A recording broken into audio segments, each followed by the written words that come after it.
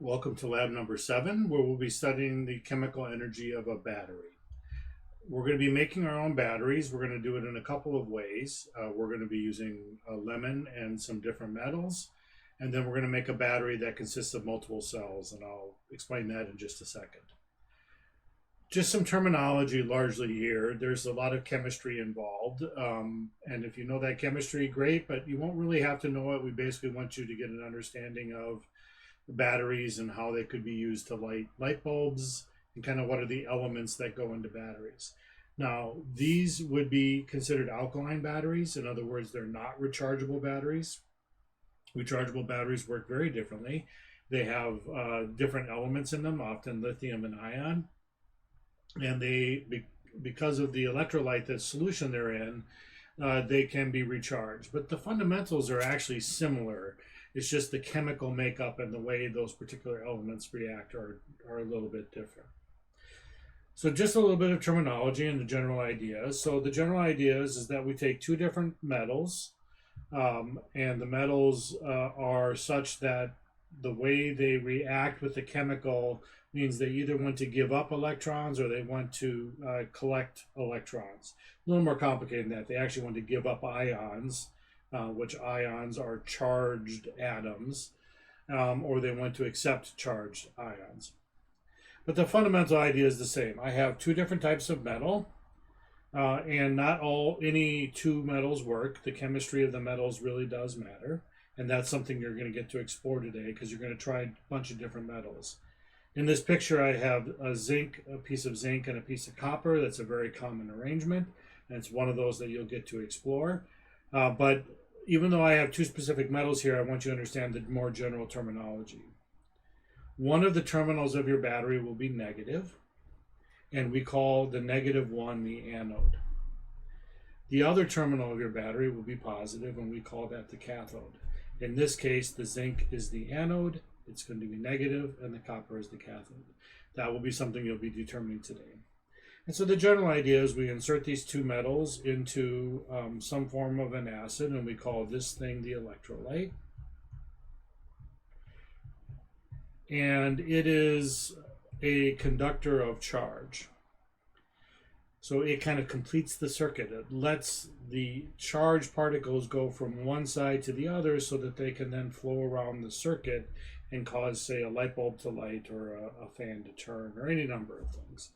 So it's converting this chemical energy stored by the different metals and the electrolyte, and it's allowing it to turn it into either electrical or mechanical energy, depending on exactly how you want to make that work. So your first experiment will be to build your own battery using different types of metals, and your electrolyte will be something you choose. It needs to be something slightly acidic. That can be a potato. That can be a lemon, which is totally acidic. It could be any kind of acidic fruit. Oranges work okay, not quite as good. A pickle actually works quite well because vinegar is very acidic. For the next part of your experiment, experiment number 2, you're going to be doing essentially the same thing, except you are going to be using copper and zinc in that case. You're going to be using copper pennies and zinc washers. Turns out that you could get away with just pennies if you sanded them, because pennies are not all copper. That's actually too expensive to make. They're actually nickel on the inside. So you're going to take a penny. So actually, to make this look consistent, let's make it orange. So you're going to take my orange penny. You're then going to take a piece of cardboard that's going to be soaked in an acid, either lemon juice or it could be vinegar. That's actually a good one. Do use white vinegar if you do this. So this is the electrolyte, except it's not purely a fluid. It's actually a piece of cardboard soaked in the fluid. So in our case, it'll be the copper penny. And then you're going to put a nickel washer on top. Nickel or zinc. It might actually be zinc. And so you can see this looks very similar to the picture we have above. that we have two different metals and we have this electrolyte in between. The advantage of doing our little experiment this way is that we can actually create multiple stacks of this. So we call this particular collection of arrangements a cell. It's one cell in your battery, and it turns out batteries actually have many, many cells in them. And that's because, as you'll notice, this cell has a particular potential difference between the top and bottom of it. But if I need more potential, I want to have more cells. And so we're going to do that by putting another penny on top, putting more electrolyte in between it, and putting another cathode, in this case, up top. Sorry, that's the anode. And this would be cell number 2. And you're going to stack these things, and the reason you stack them is that it creates a certain amount of voltage in each cell, and so you get more total voltage when you stack them all up.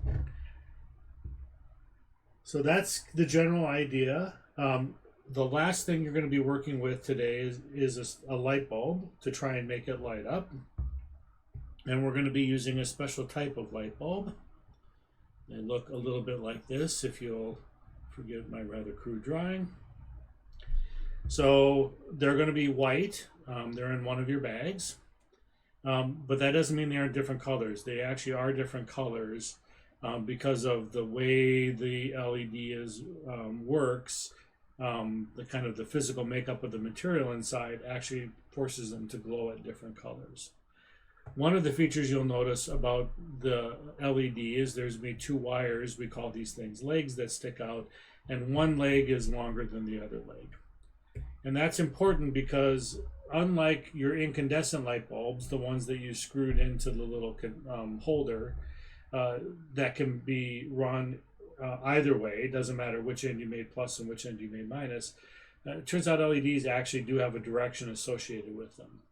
And that the long leg is positive and that the short leg is negative.